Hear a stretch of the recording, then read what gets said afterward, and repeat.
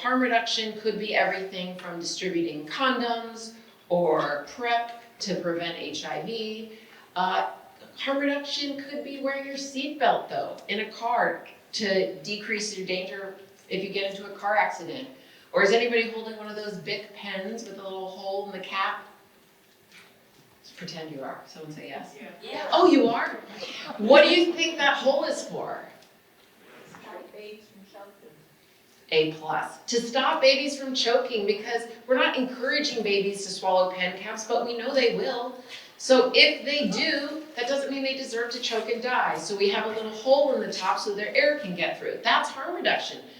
Coffee sleeves so you don't burn your hand. The idea that we're gonna do things anyway, how do we make those things more safe?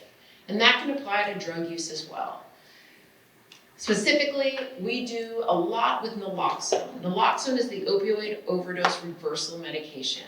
You can see pictures here in the bottom right. You can spray it up your nose in a nasal spray. Well, you can't spray it up your nose because you're in an overdose state. Someone else will spray it up your nose. Or we also distribute a syringe and vial that can be injected into anyone's big muscle.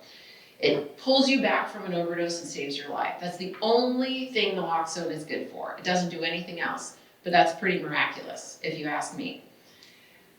There are some quotes that really drive our work on the addiction science team from a harm reduction perspective. One is from a leader in the field, Dr. Jessie Gaeta.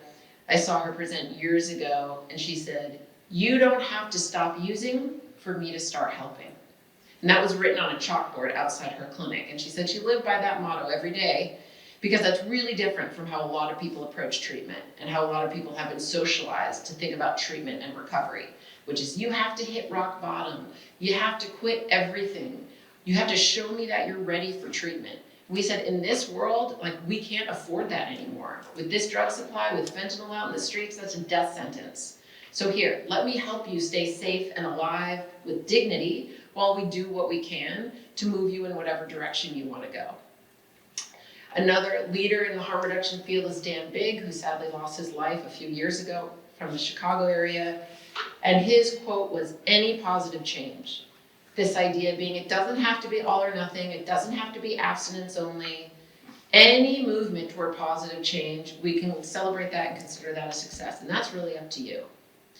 Our team's been criticized as relying too much on harm reduction. A few years ago, there was a letter to the editor in the Post-Dispatch that said that the work we do here with our naloxone distribution is equivalent to throwing a life preserver to someone drowning in the ocean. And I said, heck yeah, absolutely. We're not then driving the boat away and leaving them to drown. Like, what's the implication there? I will stand by that with pride any day. Yes, naloxone is a life preserver to someone drowning in the ocean. It is not the panacea, it is not everything. But people need to have a second chance, a third chance, a fourth, a 10th, a 20th chance to live another day. Who knows what's gonna happen? And that's our duty as fellow human beings. I got updated numbers this morning. We trained over 35,000 people across Missouri on harm reduction principles and strategies. Not just naloxone, but going beyond that. What does addiction mean to you? How can we help? What are evidence-based treatments? And we have been effective at increasing knowledge about core topics like naloxone access and syringe access.